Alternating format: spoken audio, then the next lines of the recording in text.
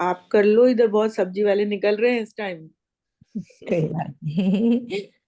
बोलो श्री प्राणनाथ प्यारे की जय। प्रथम लागू दो चरण को, धनिये न छुड़ायो खिन। लाख तली लालेड़िया, मेरे जीव के ही जीवन। इन पाँव तले पड़ी रहूं, धनी नजर खोलो बातों। पलना वालों निरखु नेत्रे, मेरे जीव के जीवन। मेरे जीव के जीवन। हाँ जी सरोज दीदी। ओ सरोज दीदी तो है नहीं। चुपई चरण कौन सा चल रहा है? प्रकरण हमारा 37वां है, लास्ट। और चुपई चल रही है हमारी 48।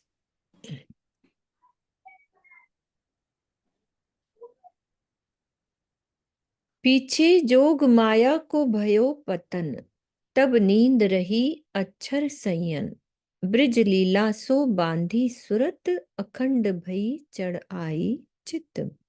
इसके पश्चात योग माया का पतन हो गया, अर्थात बुद्धि स्वरूप केवल ब्रह्म की आनंद योग माया की भूमिका में खेली जाने वाली रास लीला बुद्धि में खेली गई, तो चित्त स्वरूप सबलिक के महाकरण कारण में अखंड हो गई।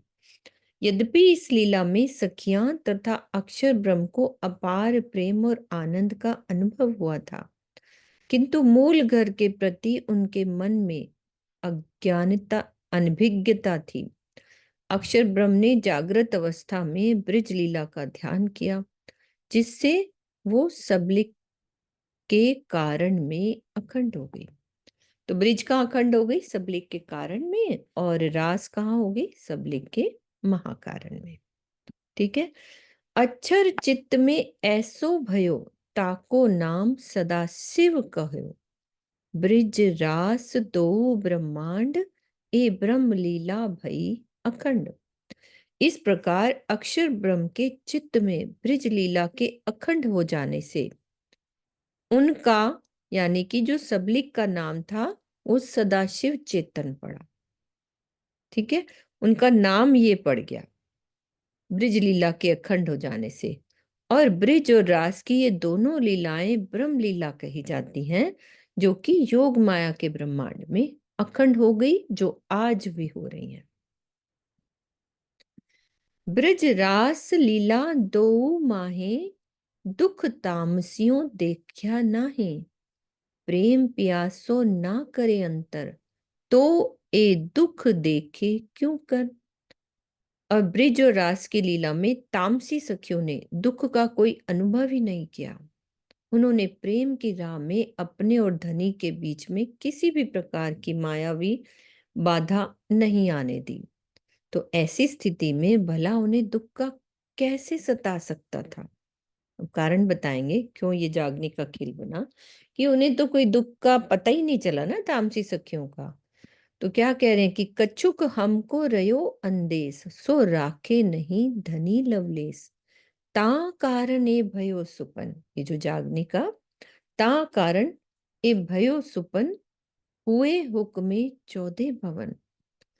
हमारे यानी तामसियों के अंदर माया का खेल देखने की कुछ इच्छा बाकी रह गई थी, क्योंकि दुख उन्होंने देखा नहीं।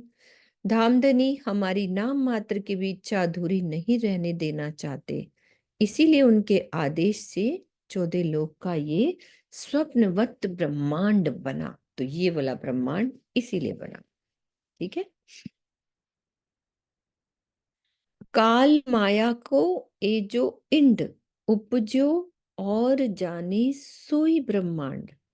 ये तीसरा इंड नया भया, जो अब अक्षर की सूरत का सब। काल माया में 14 लोक का ये जो ब्रह्मांड बना, काल माया का ये जो इंड, इसमें रहने वाले यही समझते कि ये पहले वाला ही ब्रह्मांड है। जागनी लीला का ये जो तीसरा ब्रह्मांड बना, वह अक्षर ब्रह्म की सूरत से ही बना। इसका क्या मतलब? अक्षर ब्रह्म की, अक्षर की सूरत का सब देखते हैं इसका। हाँ, ये आ गया कि इस सृष्टि की उत्पत्ति तब तक नहीं हो सकती जब तक सबलिक सूरत यानी अव्याकृत का महाकारण पुरुष, ठीक है, हाँ, मोह सागर में स्वयं को आदि नारायण के रूप में ना देखें। उपज्यो मोह सुरत संचरी, खेल हुआ माया विस्तरी।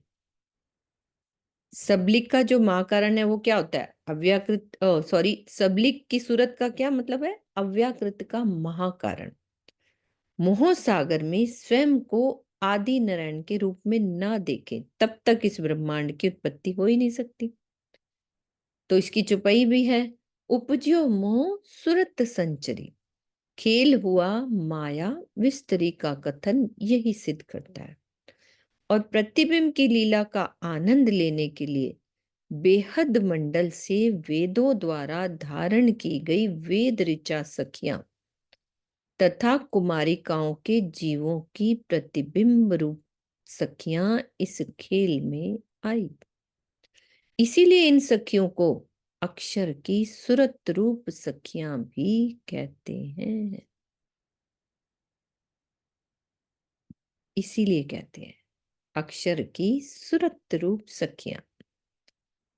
प्रतिबिंब की लीला हुई ना, जो ये ब्रह्मांड तीसरा बना, तो ये प्रतिबिंब की लीला हुई। इसमें कौन कौन थी? एक तो वेद ऋचाएं, जिनका वेदों में स्थान है ना, नीचे कहाँ है? अव्याकृत के स्थूल में है ना, मेरे ख्याल, जहां भी है।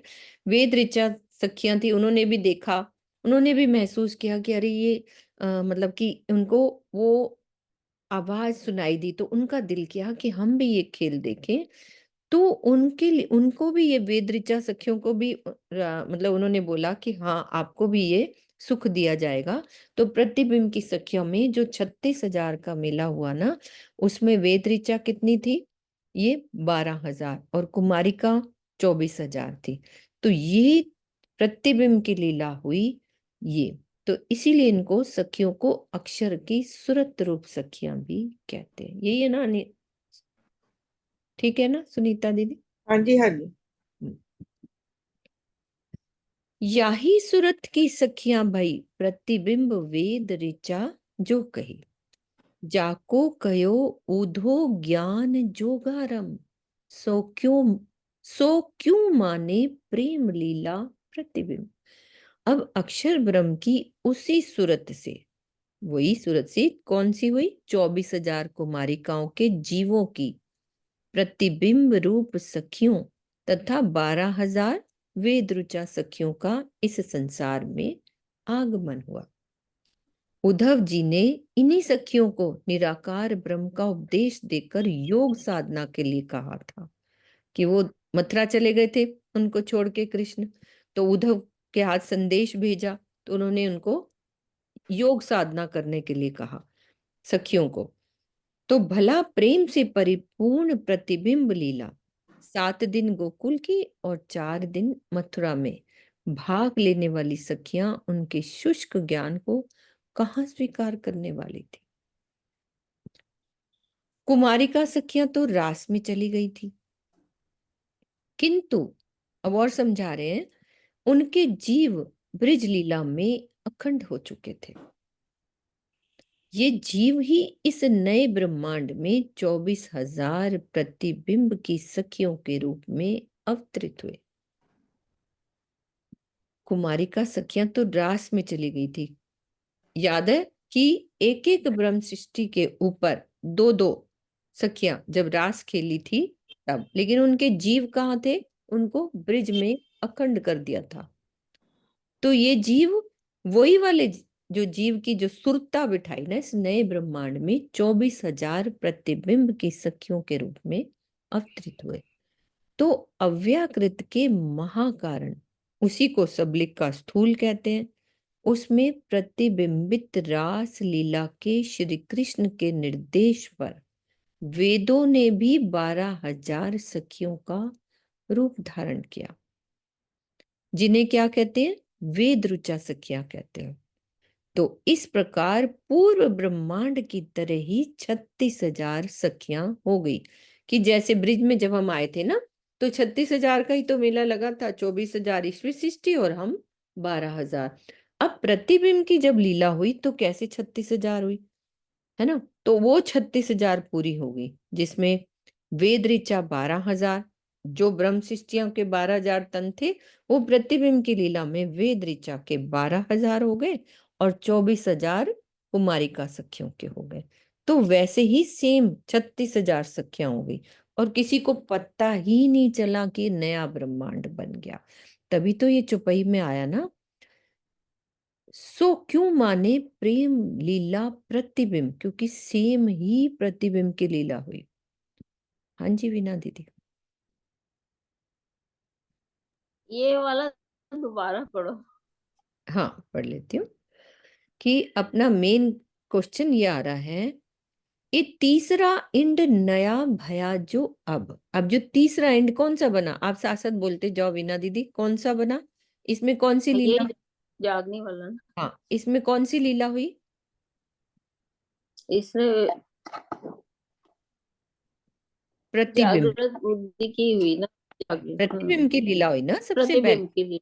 है ना? हम्म, प्रतिबिंब की लीला हम्म। हुई। अब उसमें कौन कौन सखियां थी, मतलब कौन कौन आया, वो ये बता रहे हैं कि 36,000 का मेला कौन कौन हुआ। तो अक्षर ब्रह्म की उसी सूरत से 24,000 कुमारिकाओं के जीवों की प्रतिबिंब रूप सखियां। हाँ जी सुषमा दीदी, आप करना चाह रहे हो, आप क्लियर करो एक बार, अनम्यूट कर दो। अच्छा, नहीं खोल रहे? हाँ खोलो। प्रणाम जी। प्रणाम जी। मैंने कहा किसी और से पूछ रहे हो इसलिए फिर मैंने कहा नहीं नहीं, आप भी करो ना, उसमें कौन सी बात है। तो 12,000 तो वेद ऋचाएं जो उनकी ईश्वर सुरता और वेद ऋचाओं ने जो लिया था 12,000 हम्म ब्रह्म सृष्टियों की जगह पे, और 24,000 ईश्वर सृष्टि के जो जीव थे उनके सुरता रूप में आए थे। वो इस तरह 36,000 का मेला हो गया था। हम्म मैं दोबारा पढ़ती हूँ वीना दीदी, हम्म, आप धीरे धीरे। अक्षर ब्रह्म की उसी सूरत से 24,000 कुमारिकाओं के जीवों की प्रतिबिंब रूप सखियां तथा 12,000 वेद ऋचा सखियों का इस संसार में आगमन हुआ। अब वेद ऋचा कौन है आपको, वीना दीदी क्लियर है? वेदों की जो सूरत धारण की हाँ ना। हाँ, क्योंकि उन्होंने भी खेल मांग लिया ना, उनको जब एहसास हुआ तो उन्होंने कहा अरे वाह ये क्या, मैं हम भी देखें। तो उनको भी वादा कर दिया। तो वेदों का स्थान है वहां पे, तो उनको भी एक, वहां पे तो साक्षात वेद है ना, यहाँ पे वेदों की ऋचाएं, यानी कि उनके अंदर वो शक्ति डाली जीवों के ऊपर, तो उनको वेद ऋचा कह दिया 12,000। तो फिर क्या हुआ, उन्हीं की बात कर रहे हैं कि जब उद्धव जी ने इन्हीं सखियों को, ये यही 36,000 को निराकार ब्रह्म का उपदेश देकर योग साधना के लिए कहा था कि तुम क्यों तड़प रही हो, तुम तो योग साधना करो ना। भला प्रेम से परिपूर्ण प्रतिबिंब लीला, प्रतिबिंब लीला क्या हुई थी सुषमा दीदी, खोलो। 7 दिन गोकुल की लीला कौन सी थी? सुषमा दीदी अनम्यूट करो। एक मिनट, दोबारा खुल गया, हाँ खोलो। हाँ जी। हम्म प्रतिबिंब की लीला 7 दिन गोकुल के है, 4 दिन मथुरा के कहे। हम्म ये 11 दिन की लीला हुई थी, हम्म। तो 7 दिन। जिसमें हम्म रास बिहारी जी की शक्ति ने काम किया। कृष्ण जी के रूप में रास बिहारी जी की शक्ति आई थी गोकुल से। हम्म। तो हाँ सात जी। दिन वाले गोकुल में क्या क्या हुआ था? उसमें कंस को मारा, और जो दो सुनीता दी। राक्षस थे उनको हम्म अ, उनको मारा, और वसुदेव और देवकी को जल से जेल से छुड़ाया, और उग्रसेन को टीका दियो। ये सारी लीलाएं हुई। ये हम्म। तो मथुरा की हो गई ना मेरा ख्याल। मथुरा की, हाँ मथुरा की ये होगी सारी। ये तो 4 दिन मथुरा की होगी ना लीला, चार जो दिन आप मथुरा। बता रहे हो। 7 जी दिन गोकुल की लीला में सबसे पहले तो वही बांसुरी ही बजी थी, क्योंकि जो यहाँ वाला जो वृंदावन है ना, वहां पे उन्होंने वही बांसुरी बजाई थी, जिनको सुन के ब्रिज वाली सखियां, पहले वाली जो ब्रिज की सखियां छोड़ के तन गई थी ना, क्योंकि सेम वही लीला बनानी, 11 साल 52 दिन के कृष्ण जी हैं, तो वही उन्होंने वहीं से लीला प्रारंभ की कि शाम का ही समय था, गोधूली का टाइम था, और उन्होंने बांसुरी बजाई थी, और सखियां सब यहाँ वाली, तभी तो प्रतिबिंब की लीला की जो रात्रि है ना, काउंट करते हैं ना कि 6 महीने की थी, कि एक तेल वाले के पास, वो जो कोलू का तेल निकालता था, उसके पास उतना 6 महीने का तेल था, तो उसको उससे पता चला कि ये रात्रि 6 महीने की थी।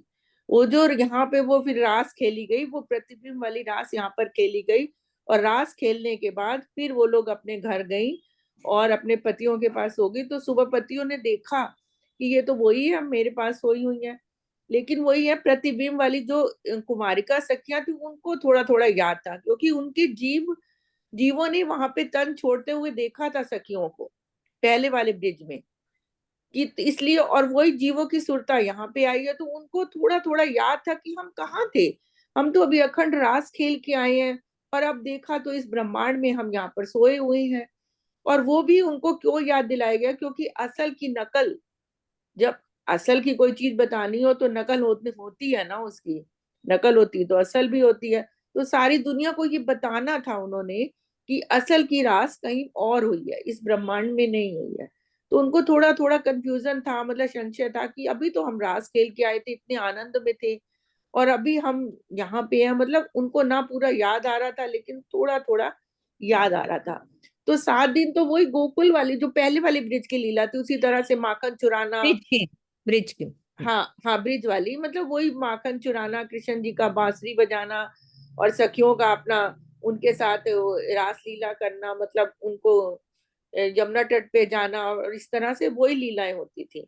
और फिर उसके बाद वो 4 दिन मथुरा वाली जो दीदी ने बताई कि वो चले गए, फिर कंस को मारा, और वसुदेव और कुबला हाँ, कुबला पीठ राक्षस को भी मारा उन्होंने, हाथी को कुबला हाथी पीठ। हाँ, और उसके बाद फिर वो बागा वस्त्र उतारा, और जैसे ही उतारा तो वो गोलोक की शक्ति भी वापस चली गई, और और अब राधा वो, के अंदर आ गई थी ना। हाँ, हम्म। और वो के सिर्फ विष्णु में रह गए थे। तो ये 4 दिन की लीला हुई। नहीं, ये कौन सी सखियों को थोड़ा थोड़ा याद था? कुमारिका सखियों को, उनके जीव नहीं गए थे ना दीदी वहां पे, अच्छा, ठीक है। वो प्रणाम जीव जी। बाद में उनके ब्रिज की लीला में अखंड हुए ना, हाँ हाँ हाँ, ठीक। पहले नहीं गए थे रास पे, तो उन्होंने एक सुरता गई थी ना उनकी भी, हाँ, जीव नहीं गए थे, उनके तन छोड़ के गई थी वो, लेकिन जीव नहीं गए थे उनके। कुमारिका सखियों की तो सुरता गई थी, और क्या कहते हैं, उनके तो जीव भी गए थे ना, लेकिन जो वो वाली सखियां थी ना, 24,000 कुमारिका सखियां, वो तन उन्होंने भी छोड़ा था उनके साथ ही, लेकिन उनके जीव नहीं वहां पर गए थे। जीव बाद में जब ब्रिज की लीला खंड हुई, तब तो उनके जीव अखंड हुए। को गए? नहीं, ब्रह्मशिष्टियों के तो उनके हाँ, भी तो नहीं वो गए ना अपने मेरे ख्याल जीवों जी। की सहित वो गई। तो, हाँ, वो तो गई थी, वो तो गई थी। हाँ जी अच्छा। अनु दीदी, जी आप कुछ कह प्रणाम रहे जी, प्रणाम जी। वही कुमारिका सखियों के जीव तो वहां रास में नहीं गए थे। उन्होंने जब ब्रह्मांड छोड़ते हुए तो देखा था ना सबको, हाँ, वही तो दीदी बोल रहे हैं ना। इसलिए जाता मेरे मन में तो ये आया था कि उन्होंने जब प्रतिबिंब लीला दिखाई ना, सेम टू सेम, जब 6 महीने की रास हुई, तो उसी में भ्रमित हो गए आपस में कि ये खंड की लीला हुई है कि दूसरी लीला हुई है। प्रणाम जी। हाँ बिल्कुल। उनको मतलब वसुदेव ये संशय बना ही रहा कि संचरण मतलब, बना रहा ना। हाँ, वो संशय बन गया ना उनके मन में कि हम्म। हम रास अखंड वाली खेल के आए हैं कि दूसरी खेल के आए हैं। वो उसमें भ्रमित हो गए कि भ्रमित तो हो ही गए, सारी दुनिया ही भ्रमित अभी तक है। प्रणाम हम्म। जी। बिल्कुल, बिना दीदी हो गया। हाँ, तो चलो अब एक बार दोबारा ये पढ़ लेते हैं भावार्थ। कुमारिका सखियां तो रास में चली गई थी, ईश्वरी सृष्टि की जो सुरता थी वो रास में चली गई थी। क्यों? किंतु उनके जीव थे ना, वो ब्रज लीला में अखंड हो चुके थे। तो ये जीव ही इस नए ब्रह्मांड में 24,000 प्रतिबिंब की सखियों के रूप में अवतरित हुए। ठीक है। अव्याकृत के महाकारण, जो अव्याकृत का महाकारण है वो सबलिक का स्थूल ही होता है। उसमें प्रतिबिंबित रास लीला के श्री कृष्ण के निर्देश पर, है ना, वेदों ने भी 12,000 सखियों का रूप धारण किया। उन्होंने ही तो निर्देश दिया ना, क्योंकि उनकी भी इच्छा हो रही थी। तो उनके निर्देश पर 12,000 सखियों के रूप में वेदों ने भी सखियों का रूप धारण कर लिया, जिन्हें क्या कहा गया? वेद ऋचा सखियां कहा गया।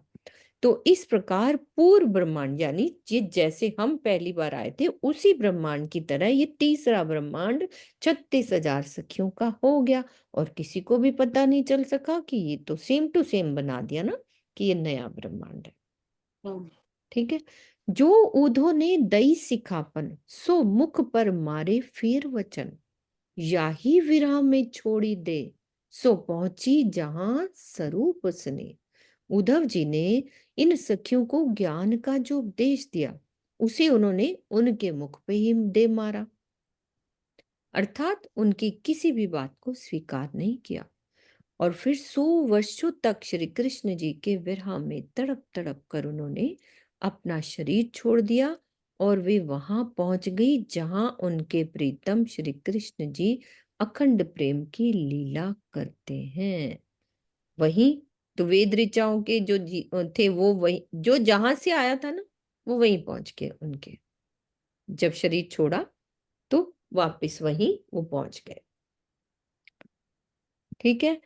अक्षर हृदय रास अखंड कयो, ए प्रतिबिंब तहा साथ तहां पहुंचा। ए प्रतिबिंब लीला भई जो इत, सो कारण ब्रह्मशिष्ट के सत। अक्षर ब्रह्म के हृदय, हृदय किसको कहते हैं? सबलिक में रास लीला का अखंड होना कहा गया है। प्रतिबिंब की लीला में भाग लेने वाली सखियां वहां पर पहुंची। इस ब्रह्मांड में प्रतिबिंब की जो लीला हुई वह ब्रह्म सृष्टियों के द्वारा खेली गई महाराज की लीला को संसार में प्रकट करने के लिए हुई।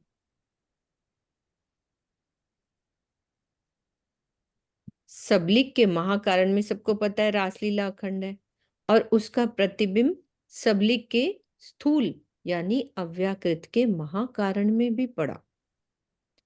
वेद ऋचा सखियां इसी रास जो पड़ा ना नीचे उसका प्रतिबिंब, तो जो वेद ऋचा सखियां हैं इसी रास यानी सबलिक के स्थूल में पहुंची। इसी प्रकार प्रतिबिंब की 24,000 सखियां सबलिक के कारण में अखंड होने वाली ब्रज लीला में पहुंची, क्योंकि वो वहां से ही आई थी। जो जहां से आए वहीं पहुंचना था ना, वो वहीं से ही आई थी। तो उपरोक्त चौपाई के दूसरे चरण में प्रतिबिंब साथ कहा गया है, जिसका अर्थ प्रतिबिंब की सखियां नहीं अपितु प्रतिबिंब की लीला में भाग लेने वाली सखियां होती हैं। इसको मैं दोबारा पढ़ती हूँ, कंफ्यूज नहीं होंगे, दोबारा से पढ़ते हैं। अक्षर ब्रह्म के हृदय में रास लीला को अखंड कहा गया है। कहाँ अखंड है? सबलिक के महाकारण में, सबको पता है ना। तो प्रतिबिंब की लीला में भाग लेने वाली सखियां वहां पर पहुंची। क्या मतलब है इसका? सुनीता दी साथ साथ ये क्लियर करो। अक्षर ब्रह्म के हृदय में ये वाली लाइन। रास, हाँ, प्रतिबिंब की लीला में भाग लेने वाली सखियां वहीं पर पहुंची। जो प्रतिबिंब की जो सखियां थी ना, जो उनकी जो ब्रिज में अखंड हुई थी ना, कारण में जो कारण में अखंड नहीं हुई ब्रिज लीला, उस उनके जो जीव थे ना, वो ही तो यहाँ पर आए थे ना, प्रतिबिंब सखियों के रूप में, सुरता रूप में आए ना। भाई जब उन्होंने शरीर छोड़ा तो वापस से वहीं पहुंची ना, क्योंकि वही जीव ही तो आए। नहीं, वापिस से वहीं नहीं पहुंची, उनका थोड़ा ऊपर ऊपर और ऊपर स्थान हो गया। वो पहले अव्याकृत के स्थूल हाँ में थी ना, स्कूल में थी। तो अब अव्याकृत के क्या कहते हैं, महाकारण में पहुंच गई, हाँ, जहां वो प्रतिबिंब पड़ रहा है। ठीक है ठीक है। हाँ तो इस ब्रह्मांड में प्रतिबिंब की जो लीला हुई वह ब्रह्म सृष्टियों के द्वारा खेली गई महारास की लीला को संसार में प्रकट करने के लिए हुई। इसका क्या भाव है? कि भाई संसार को पता चले ना कि लीला हुई है। हम्म। भाई अखंड लीला कहीं और पर हो रही है, इस ब्रह्मांड में नहीं हुई। और साथ में एक कारण और भी था कि उन्होंने कुमारिका सखियों ने भी तो ये बोला था ना कि हमारी इच्छा को पूर्ण करिए, तो वो इच्छा यहाँ पे पूरी हुई है। तो ये और असल की पहचान कराने के लिए नकल की लीला हुई है यहाँ पर। नकल की लीला हुई, बिल्कुल असल की पहचान कराने के लिए यहाँ पे ये प्रतिबिंब की लीला नकल की हुई। और अब भावार्थ में और पढ़ते हैं कि सबलिक के महाकारण में जो रास लीला अखंड है, ठीक है, धीरे धीरे उसका प्रतिबिंब कहाँ पड़ रहा है? सबलिक के स्थूल यानी अव्याकृत के महाकारण में भी बड़ा। तो स्थूल में ही तो है ना दीदी उनका स्थान, हाँ वेद। जी, हाँ जी। वेद ऋचा सखियां इसी रास जो प्रतिबिंब पड़ रहा है ना सबलिक के स्थूल में, वहां पहुंची। वेद ऋचा सखियां वहां पहुंच गई। इसी प्रकार प्रतिबिंब की 24,000 सखियां सबलिक के कारण में अखंड होने वाली ब्रिज लीला में पहुंची। कुमारिका सखियां सबलिक के कारण में हमारी ब्रिज अखंड है ना, क्योंकि वहीं से तो दीदी वही वाली आई थी, तो वहां पे ब्रिज लीला में पहुंच गई क्योंकि वो वहीं से आई थी। तो उपरोक्त चौपाई के दूसरे चरण में प्रतिबिंब साथ कहा गया है। ये देखो, प्रतिबिंब साथ तहां पहुंचा, तो इसका क्या मतलब है? जिसका अर्थ प्रतिबिंब की सखियां नहीं अपितु प्रतिबिंब की लीला में भाग लेने वाली सखियां होती है। जिन्होंने भाग लिया वही वाली सखियां वो वहीं पहुंच गई जो जहां पे आई। ठीक है, क्लियर हुआ सबको? वही जो सुरता रूप में आई थी वही पहुंच गई ना वहां पे दोबारा। वहीं पे पहुंच गई। वहीं पहुंच गई ना, उनको ही बोला है कि वो प्रतिबिंब की सखियां तो ब्रिज में जो अखंड हो गई, और अब जो प्रतिबिंब की लीला में जो सखियां आ रही है ना, वो फिर दोबारा जाके वहीं पे मिल गई। हम्म। थोड़ा सा इसमें कंफ्यूजन रहता है, प्रतिबिंब सखियां या प्रतिबिंब की सखियां प्रतिबिंब की समझने लीला में ना। मतलब यदि प्रतिबिंब की सखियां कहें तो वो जीवों के लिए हो जाता है, और हम्म। हाँ, प्रतिबिंब से के लिए आई सुरता रूप में वो कुमारिका सखियां होती हैं। कुमारिका सखियां होंगे। जो प्रगट लीला ना होवे दोए, वो कह रहे हैं कि दोए ना होए तो असल नकल की शुद्ध क्यों होए? ता कारण ए भई नकल शुद्ध करने संसार सकल। यदि प्रत्यक्ष रूप से रास की ये दोनों लीलाएं ना हो तो वास्तविक लीला जो बेहद में खेली गई और उसकी नकल की लीला जो प्रतिबिंब लीला के रूप में इस संसार में खेली गई, तो पता कैसे चलता? इसीलिए संसार को वास्तविकता का ज्ञान कराने के लिए ही ये प्रतिबिंब की लीला खेली गई, जिससे सबको ये पता चल जाए कि महाराज की लीला बेहद मंडल में खेली गई थी। तो ये दीदी किसको समझ आएगा सुनीता दीदी? ये तो हम लोगों को अभी थोड़ा थोड़ा समझ आने लगा है, दुनिया वालों को कहाँ से समझ में आने वाला है? तो अब दुनिया वालों को समझाएंगे तो प्रतिबिंब की लीला का ही उदाहरण देके बताएंगे ना अभी भी, हम्म। तभी तो उनको समझ में आएगा कि असल कहीं और है। दुनिया वाले हम्म। तो इसी लीला को ही समझ रहे हैं ना अभी तक भी। बिल्कुल। तो अब उनको, अगर हमारे पास तारतम्य ज्ञान है, हमें पता है, हम किसी को बताने जाएंगे तो तभी तो ये बताएंगे ना हम्म। कि देखो, जो बिंब उसी का होता है, प्रतिबिंब उसका होता है जिसका असल बिंब होए। हाँ। तो ये प्रतिबिंब की लीला इसीलिए खेली गई है कि इसका असल बिंब कहाँ है आपको पता है, दुनिया वालों को नहीं पता, तो उन्हीं को तो ये बताना है ना अब। और वो हम्म। असल लीला वहां पे खेली गई है, और वो किसने खेली है? कि वो अक्षरातीत ने अपनी अंगनाओं के साथ खेली है। हम्म। यही भेद तो बताना है सारी दुनिया को। जो कह रहे कृष्ण एक ही है, तो उनको ही हम्म। तो बताना है कि 3 तरह की शक्तियां आई हैं एक ही कृष्ण के तन में। हम्म। तो ये उदाहरण देके ही तो बताएंगे ना प्रतिबिंब की सखियों का। हाँ, वो तो हमें समझ में आई ना, तो हम किसी को समझा हाँ, सकते कि हाँ भाई ये ऐसे है। वो यदि यदि मान लो ये प्रतिबिंब लीला ना हुई होती तो हम्म। को भी कोई जान ना पाता फिर। वो तो फिर किसी भी कृष्ण को कैसे मान पाते, किसी को भी नहीं मान पाते वो। रास की लीला का उन्हें पता ही नहीं चलता ना। हाँ, ये रास ब्रिज की लीला का भी नहीं पता चलना था, क्योंकि वो भी तो लय हो गया था ना सारा।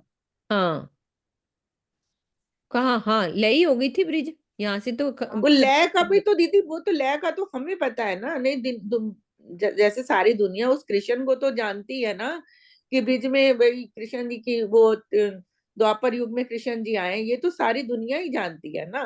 लेकिन अखंड रास जो खेल, वो रास जिसको मानते हैं ना, वो इस वाली लीला को समझते हैं, इसी को असली समझते हैं, तो यहाँ पे लीला हुई।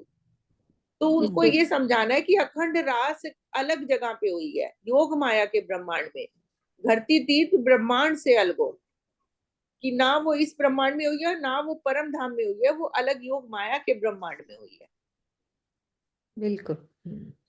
ये तीन तरह की लीला हुई है। एक तो राज्य की हो गई ना, अक्षरातीत की हो गई, एक रास बिहारी की हो गई, और तीसरी कौन सी हुई? रास विष्णु। बिहारी नहीं, उसमें भी तो राज्य ने ही तो लीला की है दीदी, रास वाले भी तो। रास में, अच्छा अच्छा, ठीक है। हाँ, राज्य ने लीला की है वो भी। नहीं नहीं, दूसरी में दीदी राज्य ने नहीं की है, रास बिहारी ने आकर की है।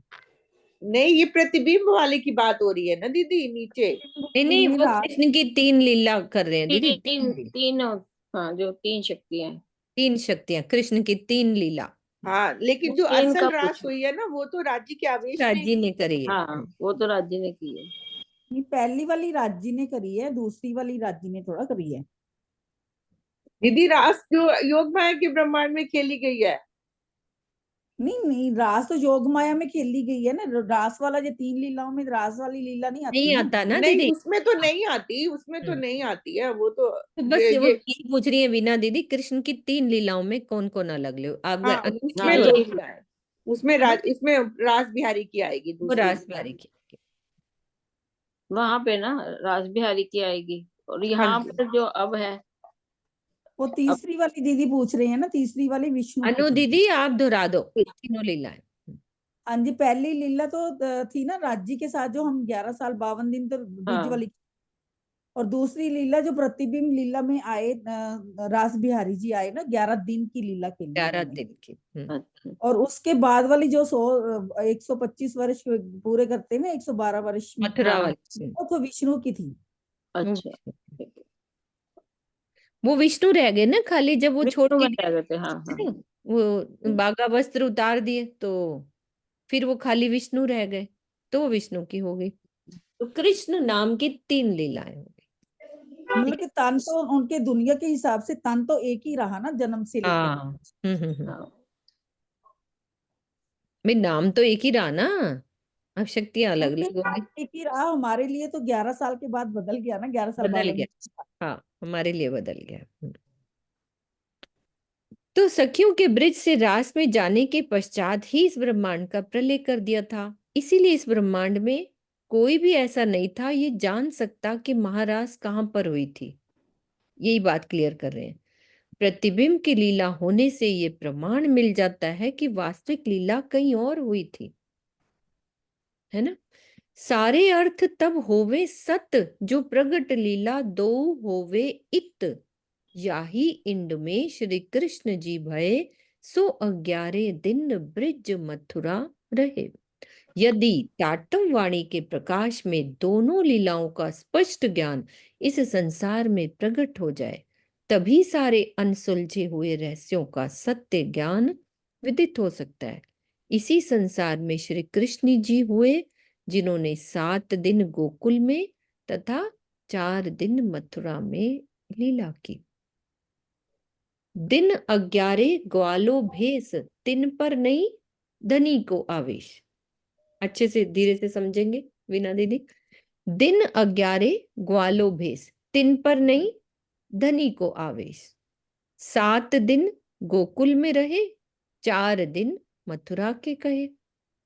11 दिनों तक श्री कृष्ण जी ने ग्वालों का वेश धारण किए रखा। इनमें धामधनी का आवेश नहीं था। उन्होंने 7 दिन गोकुल में और 4 दिन मथुरा में लीला की। गज मल कंस को कारज कियो, उग्रसेन को टीका दियो। काला ग्रह में दर्शन दिए जिन, आए छुड़ाए बंद थे तिन। मथुरा जाकर उन्होंने कुबला पीड़ नामक शक्तिशाली हाथी को मारा। अभी अपन बात कर रहे थे ना। इसके अतिरिक्त उन्होंने क्या किया, ये मथुरा की है 4 दिन की लीला। उन्होंने चाणूर और मुष्टिक नाम पहलवानों तथा अत्याचारी कंस का भी वध किया, जो खाली विष्णु रह गए थे। तत्पश्चात उग्रसेन को राजा सिंहासन पर बिठाकर उन्होंने वसुदेव देवकी को भी बंधन से मुक्त किया, जिन्हें जन्म के समय दर्शन दिया था। नहीं मीनू जी, इसमें अभी रास बिहारी की शक्ति है, और बाद में अभी विष्णु में होंगे ना। 1 मिनट, 4 दिन मथुरा वाले में तो है मथुरा, ना कि हाँ हाँ, रास बिहारी की शक्ति। हाँ बिल्कुल बिल्कुल, हाँ कंफ्यूज हो गई थी, बिल्कुल उनमें थी। अभी ये है। नहीं, जो कंस को मारा वो राज बिहार की शक्ति ने मारा फिर। हम्म हाँ तो जी हाँ जी। हाँ जी, हाँ बिल्कुल जी। रास बिहारी की शक्ति 4 दिन तो कार्य करती है। 4 दिन कार्य करती है वो। तो जन्म के समय दर्शन देने वाले विष्णु भगवान थे, जबकि श्री कृष्ण रूप में इस समय रास बिहारी की शक्ति ने दर्शन दिया। उसी शक्ति ने कंसादि का संहार किया और वसुदेव देवकी को बंधन से मुक्त किया। ये क्लियर होगी ये वाली बात, है ना। राज बिहारी का है। रास बिहारी की ये वाली शक्ति। बहुत कंफ्यूज हो जाता है मुझे भी कई बारी ना, बहुत अच्छे से याद करना पड़ता है। ये सारा सुना हुआ है। सुना हुआ है फिर पर एकदम से ना वो शब्दों में कई बारी फिसल जाती है वो बात ना दिमाग में से। वसुदेव देवकी के लोहे भान, उतार्यो भेख किए स्नान। जब राज बागे को कियो सिंगार, तब बल पराक्रम न रहो लगार। वसुदेव देवकी के हाथों एवं पैरों में पड़ी हुई हथकड़ियों एवं बेड़ियों को कटवाकर उन्होंने ग्वालों का वेश उतार दिया तथा स्नान करके जैसे ही राजसी वस्त्र धारण किया, वैसे ही रास प्यारे की शक्ति उनके तन से चली गई।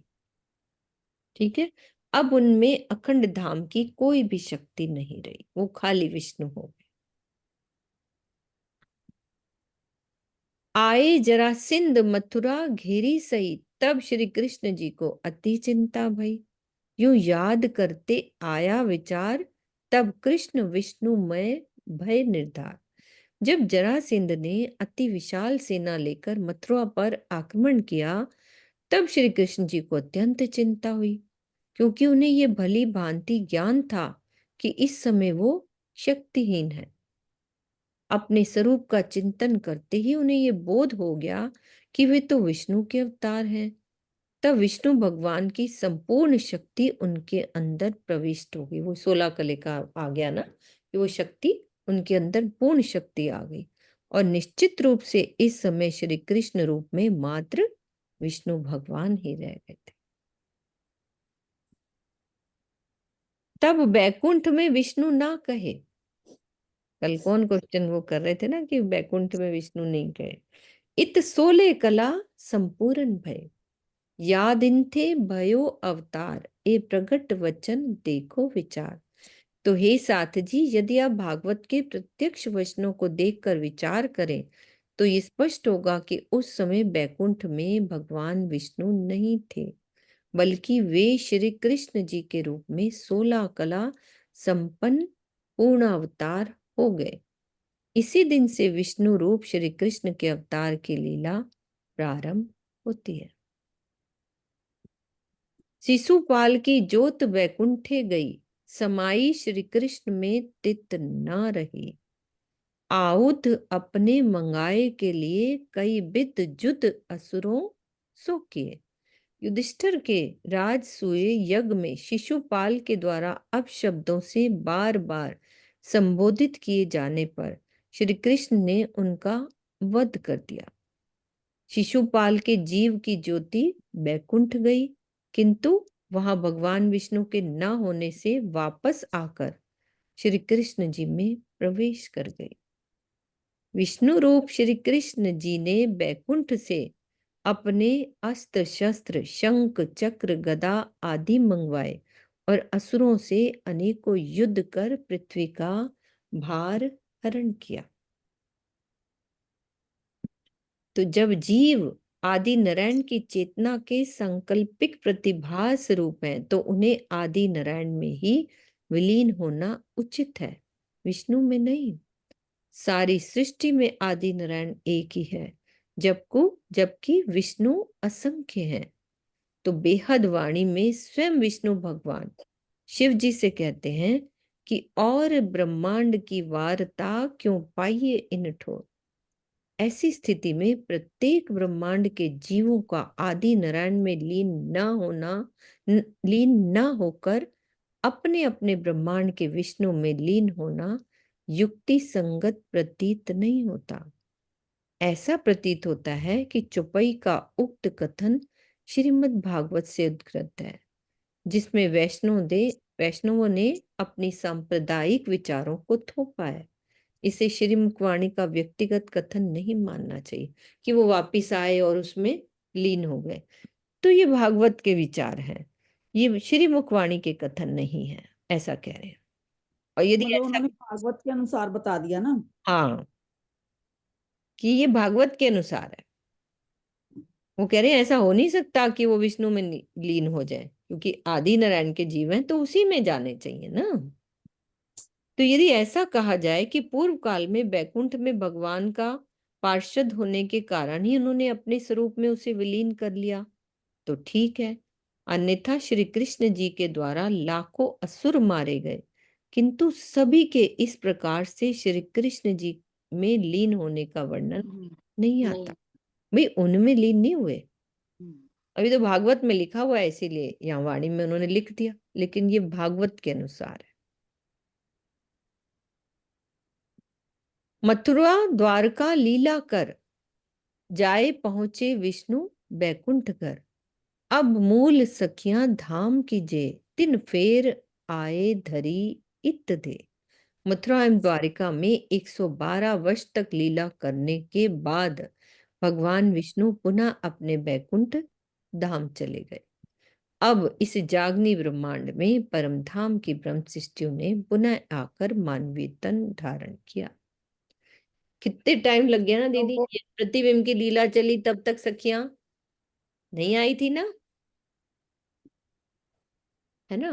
ये प्रतिबिंब की लीला चली ना इतने साल, 112 वर्ष चली ना, तो सखियां नहीं उतरी थी। अब उसके बाद ही ये सखियां आई, मानवीय तन धारण किया। तो फिर नहीं, शिशुपाल की जो कैसे उनके अंदर बीच चली में गई? दीदी बस्ती सूरत की भी हो गई ना लीला। हाँ, बीच में वो भी हो गई, मोहम्मद हम्म साहब की लीला हो गई। लेकिन वो खेल मांग चुकी थी, तीसरा वाला जो परम धाम में जागृत हुई, फिर खेल मांग लिया था। तभी तो जब बस्ती सूरत वहां पे मोहम्मद साहब जाते तो उनके मुंह पे कुलफ लगा होता है ना, हम्म। तो कह रहे खेल मांगने का गुनाह लगा हुआ है इन पे। वो पूछते हैं ना कुलफ क्यों लगा हुआ है, ताला क्यों लगा हुआ है, ये बोल हम्म। क्यों नहीं रही है, तो कह रहे इन्होंने खेल मांगने का गुनाह किया हुआ है। तो खेल तो हम्म। मांग चुकी थी पर अभी उतरी नहीं थी, मतलब इस ब्रह्मांड में। हाँ, वहां के और यहाँ के टाइम में इतना। वो बहुत फर्क है ना, वो तो नारायण की देखो वहां की है दिन और रात्रि है, उस हम्म। हिसाब से यहाँ वो कितनी लंबी रात। यहाँ की एक जो प्रतिबिंब की रास खेली है उसके ही 6 महीने हो गए हैं, तो हाँ। समझ लो जो वहां की रास खेली हो वो तो कितनी लंबी हुई होगी, कितना उसका तो कोई गिनती नहीं है ना। हम्म। तो तो यहाँ के 112 वर्ष क्या है, कोई ज्यादा थोड़े ना है समय। हाँ, ये तो कितने हुए नहीं, उनके सामने तो 112 वर्ष कुछ भी नहीं है। भी नहीं अभी है। जबकि परम धाम में तो अभी वही पल वही घड़ी है, हमें कितना समय हो गया आए हुए। प्रतिबिंब लीला के बाद शायद 5,000 वर्ष के बाद आए थे हम शायद। हाँ, अब तक के बाद 5,000 वर्ष गिने जाते हैं द्वापर से। हम्म। उमेदा तामसिया रही तिन बेर सो देखन को हम आइया फेर इन ब्रह्मांड को एह कारण सुनियो आत्म के श्रवण।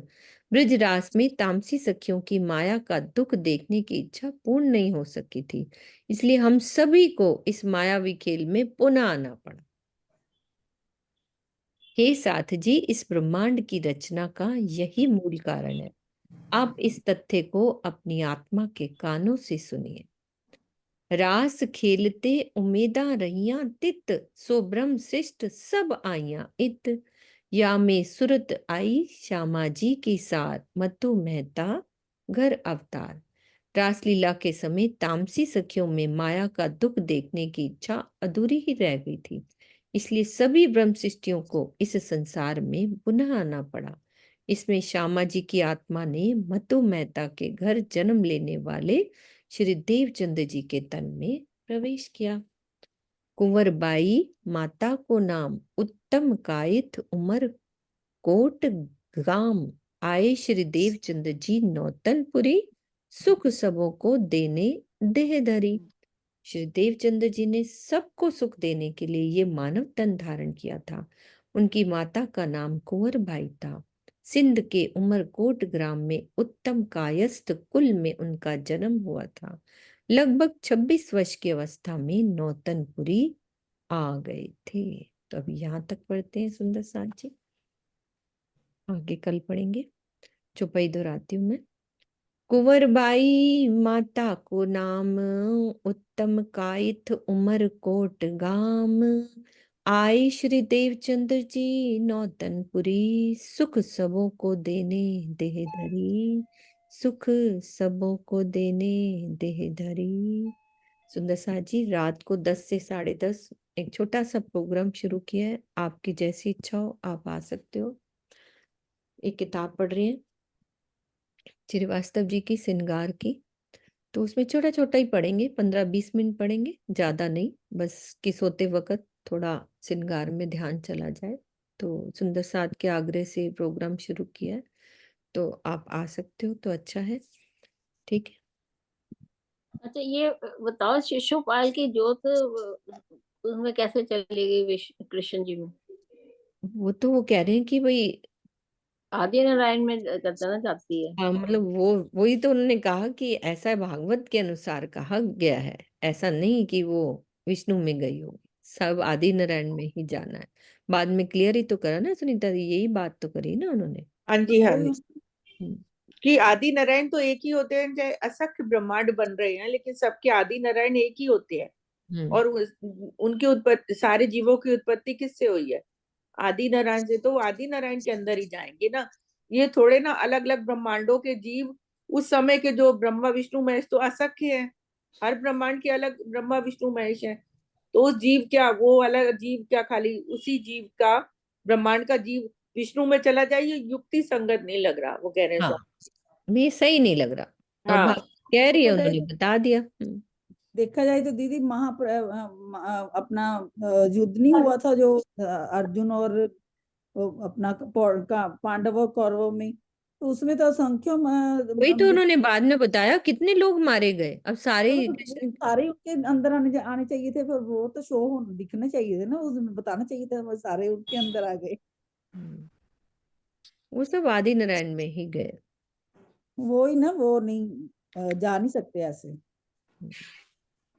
चलो, वो तो हमें अब ब्रह्मांड का पता है ना कि इस तरह से बना और सब उसी में जाते हैं उनके जीव, तो ये तो एक ये तो तारतम्य ज्ञान के प्रकाश में हमको सारी हमें बातें पता पता लग लगी गया। है ना। उनको उनको विचारों के पास तारतम्य ज्ञान ही नहीं है, तो उन्होंने जैसे उनको समझ में आया लिखा उन्होंने। हम्म, ठीक है। बोलो श्री प्राणनाथ प्यारे की जय।